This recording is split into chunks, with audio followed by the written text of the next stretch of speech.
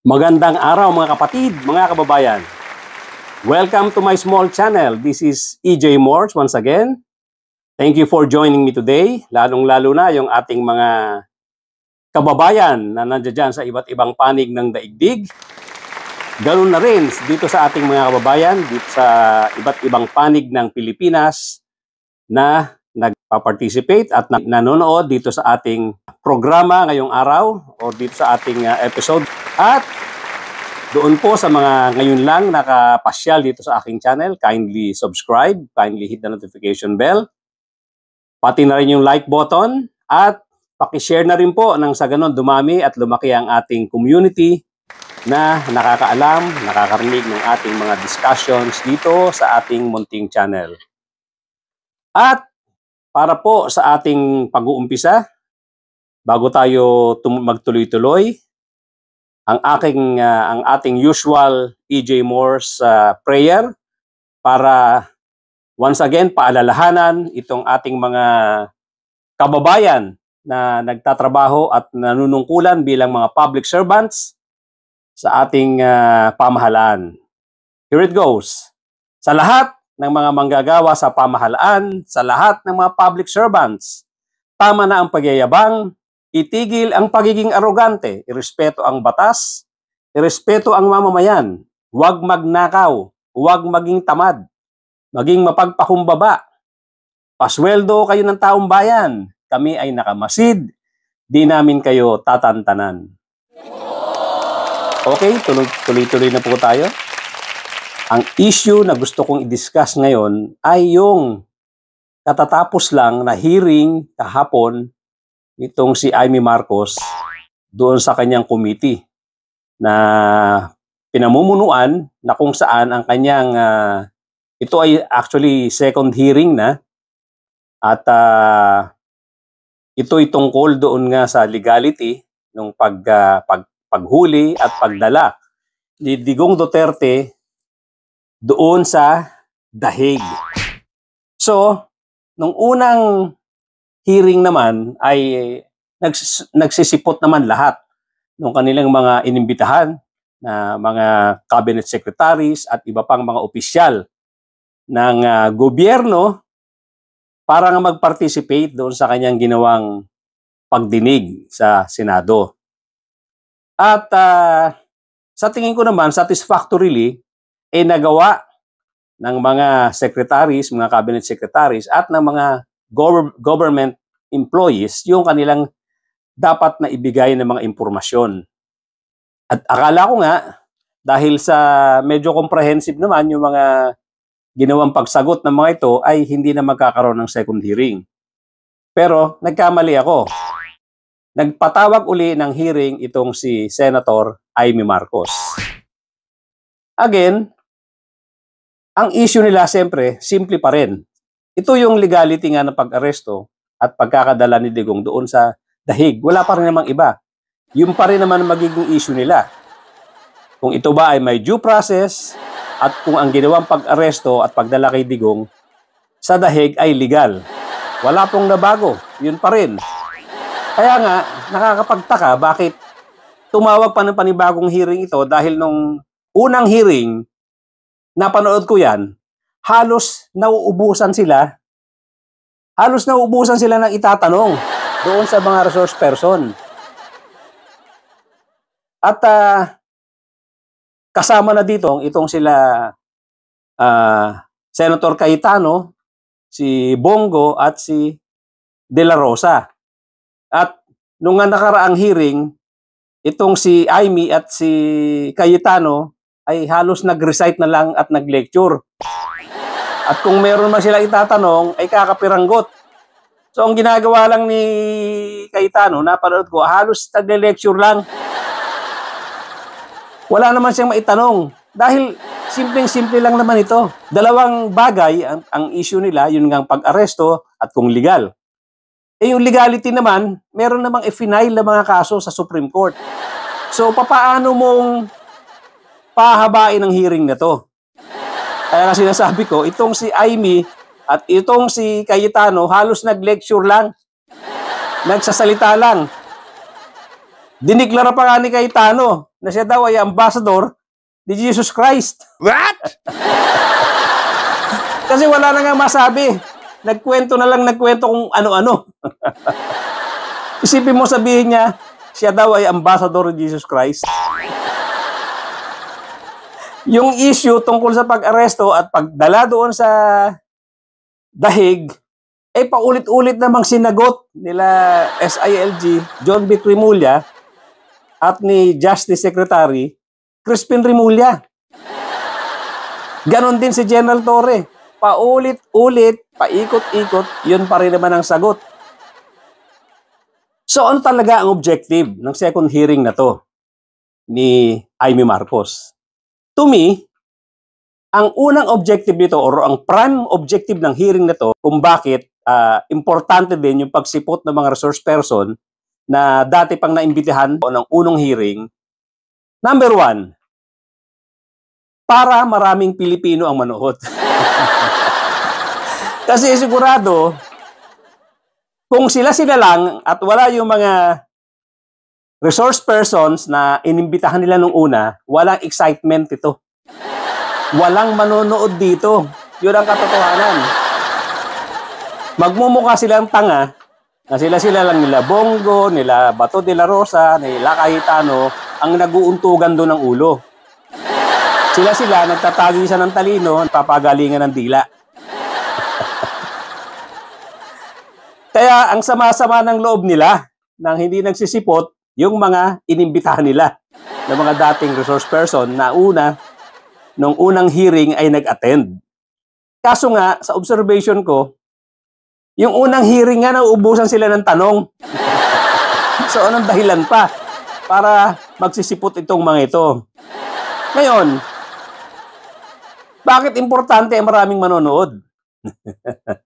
Ito yun. Kasi, baka sakaling makadagdag ito sa boto ng mga dalawang senador o tatlong senador actually ang tumatakbo for re-election. Although ang nangangailangan talaga ng push dito ay itong si Amy Marcos at si Bato de la Rosa. Itong si Bongo mukhang secure na doon sa pwesto niya.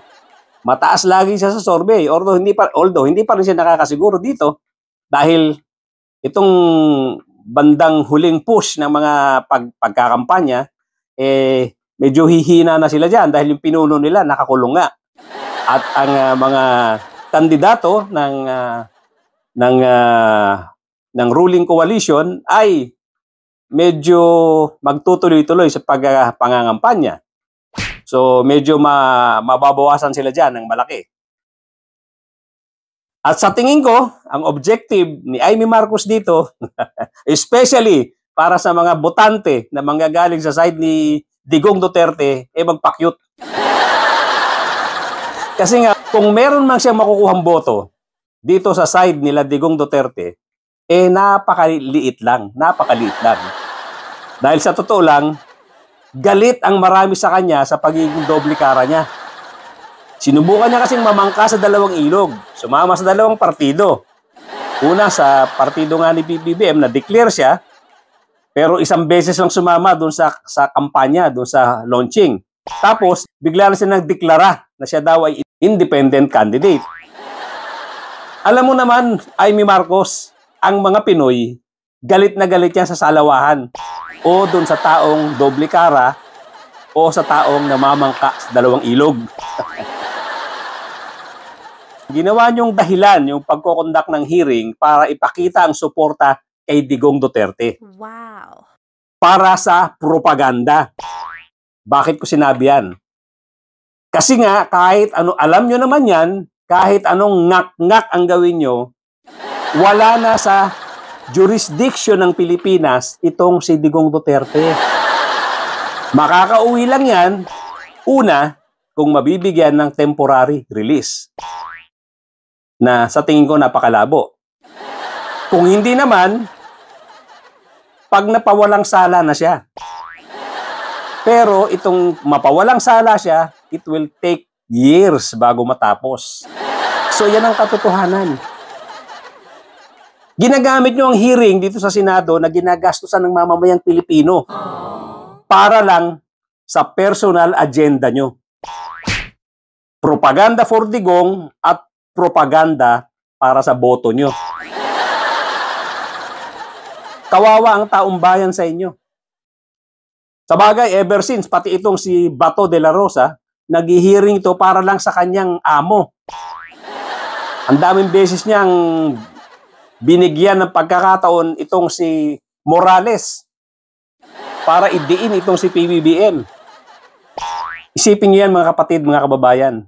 Ginagastusan natin yan. Tapos mag-hearing sila para sa kanilang mga personal agenda. Kawawa tayo. Matuto na tayo, mga kababayan. Madala na tayo sa mga ganitong klaseng kandidato. Baliwala sa kanila. Wala sa kanila yung trabaho na dapat ginagawa nila. Baliwala sa kanila yung ginagastos ng mamamayang Pilipino para sa kanila. Doon nga sa monologue ni Amy Marcos, ang dami niyang question tungkol daw sa participation ng gobyerno, na of course dinideny naman talaga nung una ng gobyerno, tungkol sa mga ebidensya na nakuha daw ng ICC na mahirap daw makuha ng ICC kung hindi tinulungan ng gobyerno. Ano naman? Ano naman, Amy Marcos, kung tumulong ang gobyerno? May magagawa ka ba? Idemanda mo. Ang tanong, Amy Marcos, bakit instead na ipagdiinan nyo yung issue na yan tungkol sa whether tumulong ang gobyerno o hindi tumulong ang gobyerno diyan sa ginawang pag-iimbestiga ng ICC, bakit hindi nyo imbestigahan yung mga EJK cases na ang daming witnesses, ang daming mga kapamilya nitong mga biktima na kapwa nyo Pilipino? Ito rin yung sinabi. Tinanong ka rito ni SILG Rimulya na hindi mo nasagot ng maayos. Bakit hindi nyo imbestigahan yan? Yung war on drugs ni Digong Duterte na may aligasyon na maraming namatay. At ang daming lumalabas na witnesses, ang daming mga ebidensyang lumalabas, ang daming nagtutulong-tulong na mga wala naman talagang direct na kanilang mahihita dyan sa kaso na yan, kundi yung pagmamalasakit sa mga Pilipinong pinagpapatay. Na tinutulungan itong mga biktima. Tinutulungan itong mga pamilya ng biktima. Bakit kayo, ang pinagdidiinan ng investigasyon nyo, para iligtas itong Digong Duterte na humaharap sa kasong crime against humanity? Ang kinakampihan nyo ay yung inaakusahan ng napakalaking krimen. Pagpatay ng libu-libong tao at kung ano-ano pang mga kaakibat na krimen dito. Itong crime against humanity, ang sabi ko nga doon sa una kong vlog, interesado dito ang buong mundo, buong sangkatauhan. Kasi nga ito ay crime against humanity. Krimen sa buong sangkatauhan. Pero nakafocus kayo doon sa pagligtas kay Digong Duterte na siyang principal accused dito sa mga kaso na to. Hindi simpleng kaso ito. Ito namang si Bato na malapit na sigurong maaresto din, magpapa-issue ng subpoena dito sa mga empleyado ng gobyerno na hindi umattend. Nakala mo naman, hindi magtatago pag dumating yung arrest warrant niya. Gigil siya doon sa mga resource person na hindi dumating, pero siya, mas malaki ang kasong hinaharap niya. Yung akusasyon sa kanya na napakalaki. At sinabi na rin naman niya sa media na hindi siya susurrender pag dumating yung warrant. And yet ito, gigil na gigil siya sa mga simpleng hindi pag-attend ng mga opisyal ng gobyerno na dapat umattend dyan para maging resource persons. Akala mo napakalaking krimen ang ginawa. Nitong mga government officials na to. Samantalang, ang involvement niya, according sa ginagawang investigasyon ng ICC, ay napakalaki. Yung kanyang involvement dyan sa war on drugs ni Digong Duterte. Yan ang paghandaan mo, Bato de la Rosa. Hindi itong pinanggigigilan mo yung mga opisyal ng gobyerno na simpleng-simpleng mga tanong lang naman ang binabato ninyo at naubusan nga ng tanong itong sila Amy Marcos nung una. Pati si Cayetano. Pinanggigilan nyo, pero ang laki-laking kaso ng inaharap nung nung pinagtatanggol nyo. Ang laki-laking kaso niyan. Pero baliwala sa inyo. Hindi nyo tinitignan yung na-violate na kaso. Yung na-violate na law. Yung pinanumpaan ng presidente na poprotektahan niya ang mamamayang Pilipino, poprotektahan niya ang batas, ang konstitusyon. Pinanumpaan ng presidente yan. Ngayon, nahaharap sa napakalaking kaso ng mga pagpatay, yun pa ang pinagtatanggol nyo. Hindi yung mga mamamayang Pilipino na bumoto sa inyo. Kaya ngayon, malaking portion dyan, milyon-milyon dyan, hindi na kayo iboboto dahil nga sa pinapakita nyo pagiging pagkampi nyo doon sa taong naakusahan ng napakalaking krimen. Isa pang kengkoy dito si Cayetano. Sinabing si Tory daw ay very effective doon sa ginawa mga pag-aresto. Ito yung eksaktong sinabi niya. Tory has been effective with recent arrests. Can he arrest himself if cited in contempt? Nagpapatawa tong si Cayetano. Kengkoy, nagpapatawa. Well, Amy, Bato, Bongo, and Cayetano, ito yung bad news ko para sa inyo. So, ang kine-question nyo ay legalidad ng pag-aresto ni Digong Duterte na ang nag-implement ay mga pulis mismo at suportado ng AFP at ng buong gobyerno. Ngayon, asa pa kayo? At takutin nyo ng subpina o isight nyo in contempt itong si General Torre? Yung mismong humuli sa puon ninyo na nagdidepensa sa lahat ng forum na legal ang ginawa nila. Hello, Cayetano, okay ka lang? Tatakutin nyo sa cite in contempt itong si Torre? Bato de la Rosa? I-issuehan mo ng subpina? Tatakutin mo sa subpina?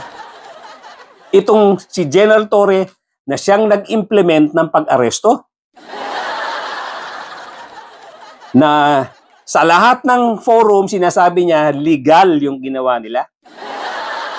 Tatakutin nyo na isa-cite nyo in contempt? Tatakutin nyo sa subpina?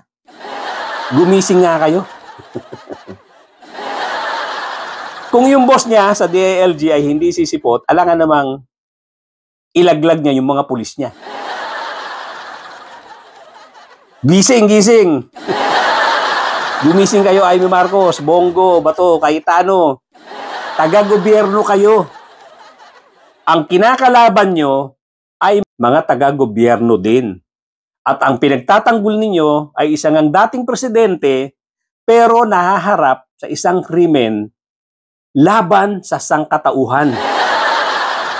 Alam nyo kung graft in corruption lang yan, baka pumayag pa kami na wag nang dalhin sa sa ibang bansa, dito na litisin yan. Dito litisin yan kung yan ay graft in corruption lang o iba pang maliliit na krimen. Kung yan ay pwede ring dalhin nga sa Hague, yung mga ganyang klaseng kaso. Hindi ko rin alam yan. Ang problema lang, again, Amy, Bongo, Bato at Cayetano, hindi simpleng krimen ang akusasyon dito sa inyong poon. And yet, hindi nyo man lang binigyan kahit ng konting pagtingin yung mga biktima. Wala. All this time, lahat ng lumalabas sa bibig nyo, lahat ng bukang bibig nyo, lahat pagtatanggol kay Duterte. Wala akong narinig sa inyo na pinagtatanggol nyo kahit konti yung mga naging biktima. Yung mga kawawang pamilya na naiwanan ng mga namatay na mga biktima. Wala kayong pinakitang malasakit. Nakaramihan dyan bumoto sa inyo. Si Digong ba kaya pa kayong ibalik sa Senado? Ang pwede lang magbalik sa inyo sa Senado, yung mismong mga tao na kasama dyan sa mga naging biktima. Kaya tigilan nyo na yan. At unang-una, talagang hindi na kayo makakabalik sa Senado. Itong dalawang ito especially. Laglag na kayo. Wala nang tiwala ang mamamayang Pilipino sa inyo. Nakadiretso lang ang mata nyo sa pagsuporta doon sa poon ninyo na inaakusahan nga ng napakalaking krimen. Kaya mga kapatid, mga kababayan, alam nyo na, wag tayong boboto na ng mga ganitong klaseng tao na tumitingin sa personalidad, hindi nagmamalasakit sa taong bayan. Kahit na sabihin natin paulit-ulit na kayo ay pinapasweldo ng mamamayang Pilipino, kayo ay dapat magtrabaho para sa mamamayang Pilipino, baliwala sa kanila. Basta nakafocus sila doon sa kanilang hinahangaang poon. Huwag na po tayo magpalinlang sa mga ganitong klaseng kandidato. Hanggang dito na lang mga kapatid, mga kababayan. Thank you so much for joining me today. At para dun sa mga bago lang dito sa aking channel, kindly subscribe, kindly hit the notification bell, pati na rin po yung like button. At baka pwedeng pakishare na rin po ng maraming makarinig at makaalam tungkol sa ating mga discussions dito sa ating munting channel. At once again, para sa ating paalala sa ating mga public servants, ang E.J. Moore's Prayer. Sa lahat ng mga manggagawa sa pamahalaan, sa lahat ng mga public servants, tama na ang pagyayabang, itigil ang pagiging arogante, irespeto ang batas, irespeto ang mamamayan, huwag magnakaw, huwag maging tamad, maging mapagpakumbaba, pasweldo kayo ng taong bayan, kami ay nakamasid, di namin kayo tatantanan. At mga kapatid, mga kababayan, magkita-kita tayo.